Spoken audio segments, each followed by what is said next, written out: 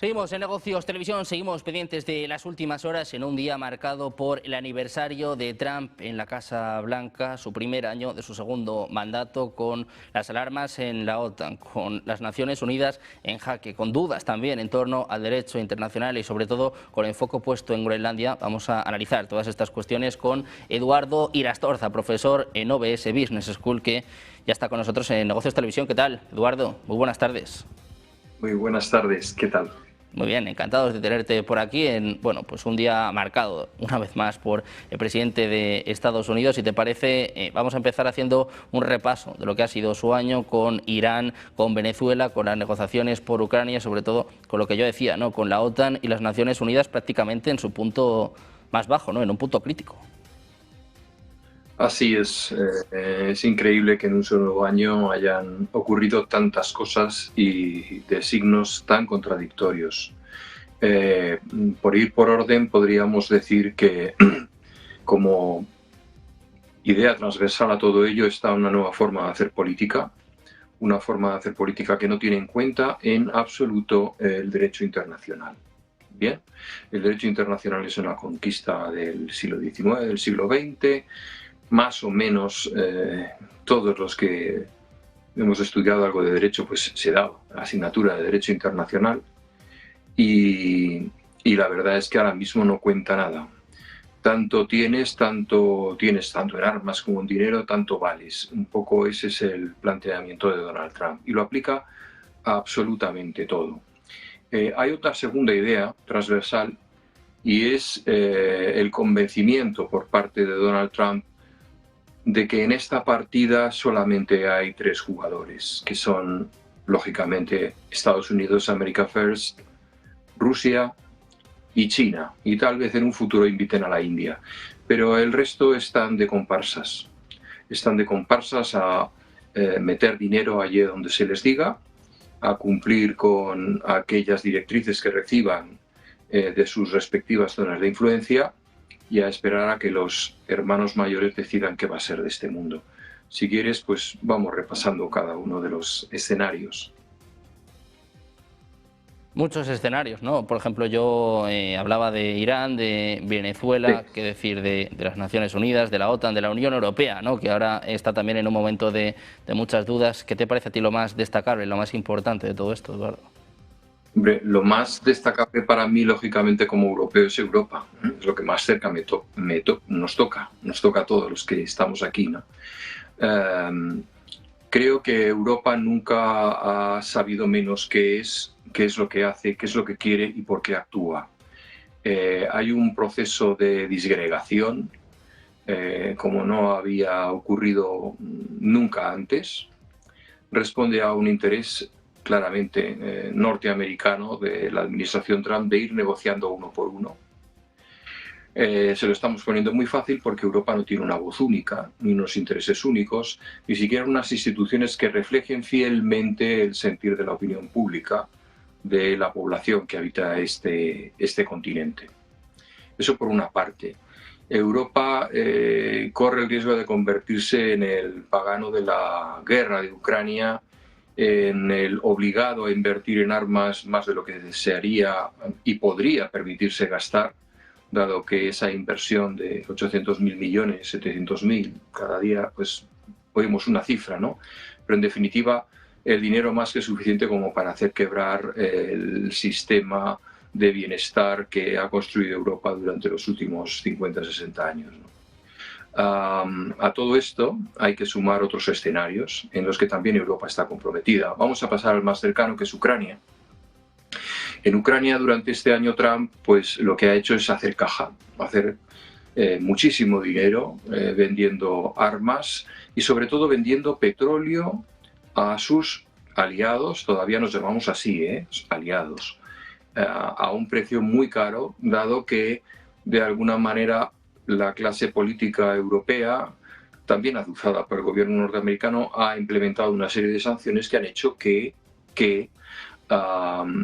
no adquiramos energías a Rusia, que era el principal proveedor de países como Alemania.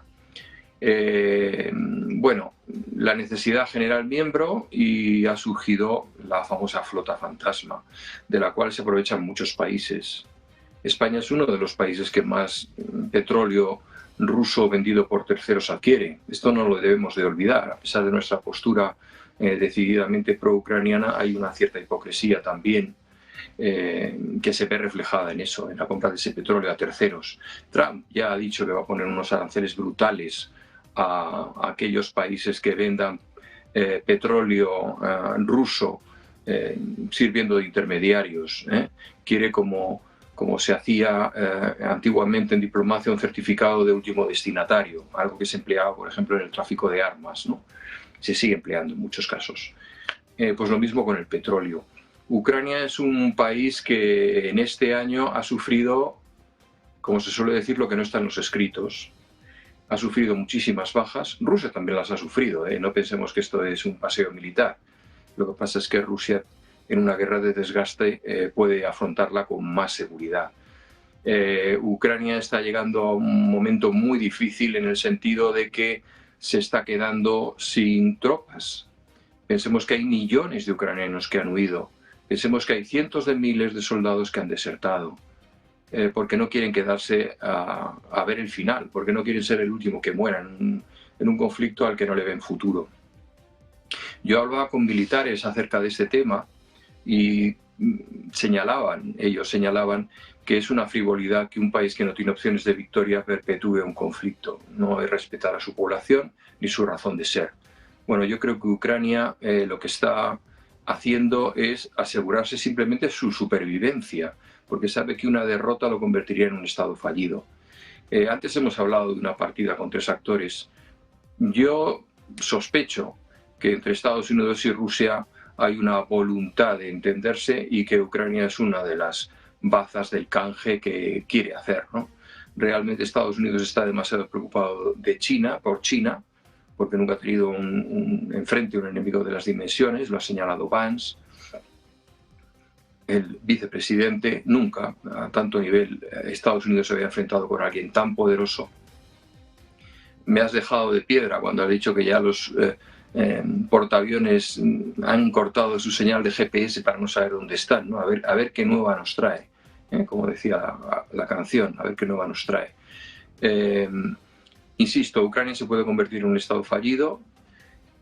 Ucrania puede ser algo que esté en el orden del día en las negociaciones y que sirva de moneda de cambio y que probablemente implique la cesión de Odesa, de la costa, de lo que es el Mar Negro, bajo soberanía rusa, la constitución de lo que quede de Ucrania como un estado semifallido, lógicamente.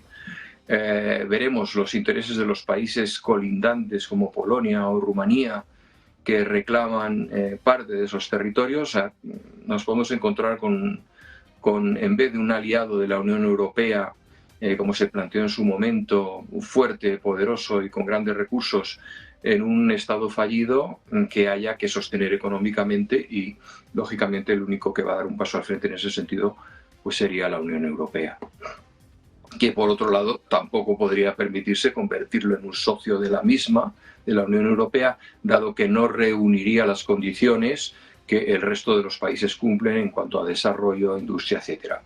El invierno va a ser extraordinariamente duro en Ucrania. Rusia está atacando, y siempre lo ha hecho así, atacando objetivos estratégicos, no objetivos masivos como podían ser los bombardeos en la Segunda Guerra Mundial, etcétera, que acababan con muchísimas bajas civiles. Prefiere que esas bajas civiles mueran por sí mismas, con hambre o con frío, y en esas direcciones es donde está actuando y con bastante decisión. Pensemos que Rusia siempre ha considerado a Ucrania como una parte irrenunciable de su territorio y por lo tanto sabe que destruirlo pues va en contra suya porque tendría que reconstruirlo también a sí mismo, ¿no? Un poco recuerda la postura de Franco durante la Guerra Civil, en donde no bombardeaba masivamente ni Barcelona ni Madrid, etcétera, porque sabía que aquello pues tarde o temprano sería suyo. Yo creo que los rusos están actuando con esa misma lógica. Respecto a un escenario un poco más lejano aún, que es Gaza, lo que estamos viendo es que Donald Trump está invitando al club, está invitando a esa partida a una serie de países siempre y cuando pongan dinero para la primera mano, una mano que nunca van a ganar, ¿no? Ya hay bastante contestación en Europa, incluso en esa organización destinada a poner en marcha la reconstrucción, los israelíes son escépticos con algunas de las personalidades que Donald Trump se ha permitido invitar, lo cual significa que no estarán, porque Donald Trump, desde luego, lo que no va a hacer es pisar un callo a Israel de ninguna de las maneras. Ha avanzado muchísimo en el beneplácito de la comunidad judía en Estados Unidos, la poderosísima e influyente comunidad judía. Recordemos que fue el presidente que reconoció Jerusalén como capital, algo que los demócratas no habían hecho. Ha sido el presidente que le ha facilitado misiles y sistemas de defensa cuando ha atacado Irán su territorio. Y lógicamente, pues ese terreno ganado, avanzado, pues no lo va a ceder, con lo cual, pues al final a la mesa de negociación de reconstrucción de Gaza estarán los que quiere Israel y no otros. Es el único sitio en donde Trump no se saldrá completamente con la suya.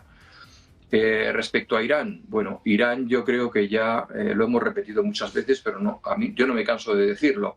La crisis de Irán no es una crisis del sistema político, la ideología dominante, es una revuelta económica de gente que está pasando también hambre, que está sin energía, que está sin agua, literalmente sin agua, después de 3 años y medio de sequía sin interrupción, y que se echa a la calle porque es que no puede alimentar a sus familias. De ahí a que quieren acabar con los ayatolás o que quieren acabar con un Estado teocrático, hay una cierta distancia. Ya nos pueden poner todos los vídeos de mujeres protestando en calles de no se sabe dónde, que esa situación no se da. Y el que protesta ya sabe que no aparece colgado en algún sitio, con lo cual mejor que estemos calladitos por motivos ideológicos.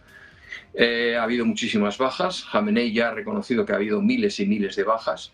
Ha señalado a Israel y a Estados Unidos, como no podía ser de otra manera en su caso, como los culpables de esas revueltas azuzadas por servicios de inteligencia extranjeros, etc. Yo creo que la realidad es más sencilla. Se parece mucho más a la primera revolución rusa, en la cual la gente se echó a la calle pidiendo alimentos porque estaban muriéndose de hambre en San Petersburgo. Ya mucho más tarde, en octubre, fue la revolución contra Kerensky, contra otro poder, ¿no? Con lo cual lo de Gaza no tiene mucha solución.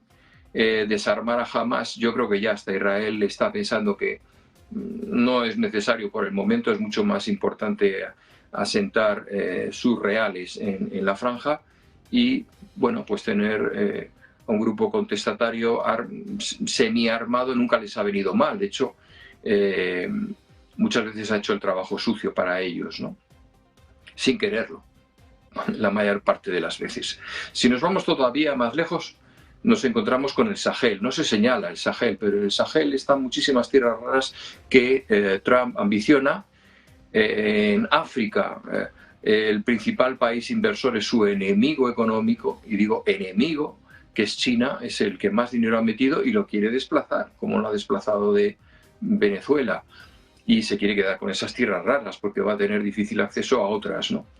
Y ahí hay mucho que rascar, desde Mauritania hasta Togo, en todos los países, Níger, Alto Volta, Nigeria, todos son caldo de cultivo para la actividad de Donald Trump, que ya el 25 de diciembre, celebrando la Navidad, bombardeó el territorio controlado por los fundamentalistas musulmanes, ¿no? Con la aquiescencia del presidente nigeriano.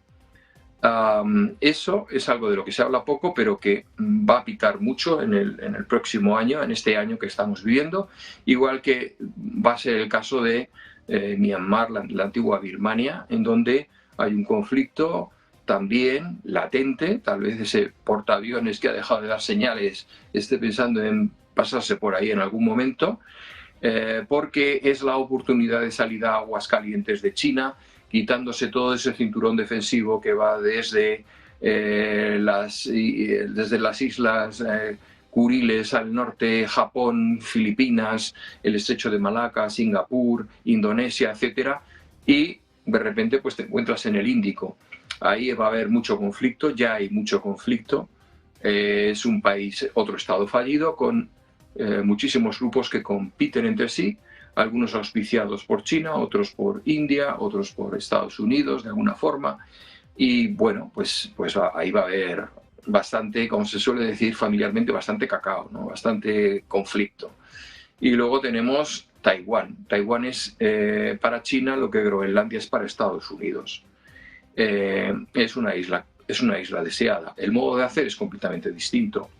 Los chinos son pacientes, los chinos van poco a poco, los chinos van haciendo conquistas económicas, acuerdos con las élites, curiosamente con aquellos que en su momento representaron la herencia del Kuomintang nacionalista de Chiang Kai-shek. En Taiwán solo quedan por la libertad a los jóvenes que han nacido y vivido en ella. El resto llegaría a un entendimiento fácil con China y se evitaría una guerra y un conflicto. En el caso de Groenlandia, pues lo que pasa es que Donald Trump va a estar 4 años, es muy mayor, ¿no? Y lo quiere convertir en un estado más. Todas sus energías van en esa dirección y la razón de ser es obvia para todo el mundo: el control del Ártico. Conseguir que esos 12.000 kilómetros de tránsito marítimo que se ahorraría China utilizando esta ruta sigan existiendo para ella. Para ello necesita un acuerdo con Rusia en el estrecho de Bering y el control del tráfico marítimo que circule por ahí, el control de Groenlandia, lógicamente, también, para pues tener una base cercana de actuación. China, a pesar de todo, sigue apostando por el tránsito en el Ártico y está construyendo un inmenso puerto en el norte del país, muy cerca de Manchuria, y relativamente cerca de Pekín, precisamente para que los barcos pues no tengan que dar la vuelta por el canal de Panamá o por el canal de Suez, etcétera, ¿no? Con lo cual lo que tenemos es un montón de conflictos en muchísimos sitios, más otros latentes como puedan ser los de Sudamérica, en donde ya ha señalado que Donald Trump que las cosas no pueden seguir igual. Y que ahora le va a tocar el turno a Colombia, a México o a Cuba, que probablemente sea, como aquel programa, el rival más débil, ¿no? Y van a ir a por él. Porque lógicamente se queda sin petróleo. Tanto Rusia como China ya han sido invitados a no intervenir y probablemente pues Marco Rubio se convierta en un futuro en el primer presidente de Cuba de origen emigrante, ¿no? Su familia emigró de Cuba, en su momento él es estadounidense de nacimiento, y bueno, pues ese es el fin de fiesta que quiere, su sueño dorado, ¿no? Estados Unidos, tenerlo pues un poco como veíamos en la película del Padrino, ese casino anclado al lado de Florida. Bien, bueno, este es otro escenario realmente conflictivo. Si a esto sumamos que Europa en Sudamérica lo único que quiere es llegar a un acuerdo con Mercosur, del que tanto se está hablando, un mercado que va a arruinar muy probablemente a la ganadería europea y también a la agricultura europea, dado que el nivel de exigencia que, por ejemplo, los agricultores europeos tienen respecto al tipo de abonos, insecticidas, etcétera, es muy restrictivo, y no así los países de Mercosur, que gracias a ello pueden ofrecer sus productos a muchísimo mejor precio. Algo que ya llevamos haciendo bastante tiempo con Marruecos de manera bastante inexplicable, ¿no? Pero bueno, ahí está. ¿Creen que con eso Europa va a abrir las puertas a la industria automovilística, incapaz de reconvertirse a la electricidad a pesar de todo, dado que esa posición ya la tiene conquistada China?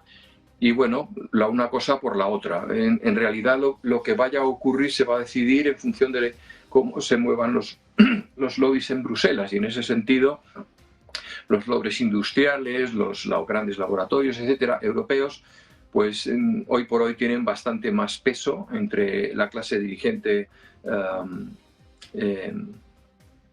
europea que la que tienen los tradicionales y considerados ineficientes agricultores y ganaderos europeos. Bueno, yo creo que igual que Estados Unidos está hablando de un cierto grado de autosuficiencia, Europa debería hacérselo ver en ese sentido y buscar el camino de ser lo más autónomo posible en el mayor número de aspectos. Hay otro frente interesante que es el frente nuclear, y no me estoy refiriendo a las armas, ni a los misiles Oresnik, ni a los misiles hipersónicos, sino a la construcción de centrales nucleares que China y Rusia están haciendo a la carta a muchísimos países del mundo, esas pequeñas centrales nucleares que aseguran la energía suficiente como para afrontar la digitalización. La digitalización sin un enorme consumo de energía es impensable. Todo el mundo lo sabe, y realmente los únicos países que miran de frente y a la cara, aparte de Francia en Europa, que es el único que sigue teniendo la mayor parte de su producción eléctrica de origen nuclear, y nosotros se la compramos, los españoles, por ejemplo, pues son China y Rusia. China y Rusia, que están haciendo negocio en África, en América e incluso en Europa del Este. Y ahí, pues los Estados Unidos pues no se están moviendo con esa soltura, porque durante muchísimo tiempo no han activado su nuclearización para fines pacíficos, algo que Donald Trump ya dice que va a destinar muchísimo dinero. Pero vamos, coger el ritmo de rusos y chinos va a costar mucho, si es que se consigue algún día. Europa sigue con su planteamiento de esto mancha, esto es sucio. Yo creo que habrá una campaña europea desde la dirección de Bruselas para lavar la imagen de la energía nuclear, porque si no, sinceramente, vamos a estar con el abaco haciendo cuentas en vez de con el Big Data, ¿no? No hay alternativa a la nuclearización de Europa, aunque solo sea para ser hijos de la inteligencia artificial de alguna forma. Esto un poco como visión global, ¿no? Ahora mismo estoy haciendo un informe precisamente para OBS, para la Escuela de Negocios, tratando de cuáles son las grandes tendencias geopolíticas, y estas son algunas de las líneas que yo veo como clarísimas, ¿no? Si te interesa algún aspecto más en particular, lo tratamos. Nos quedamos ya sin tiempo, Eduardo. Muchísimas gracias por este informe. Con estos frentes, ¿no?, de un Donald Trump que, bueno, pues ha estado un año en la Casa Blanca, pero para algunos, Eduardo, no sé, para ti, bueno, pues han sido como 4 o 5. Eduardo, muchas gracias, como siempre, por estar con nosotros al pie del cañón. Un placer aprender contigo. Muchas gracias. Un placer, como siempre. Buena tarde, un abrazo.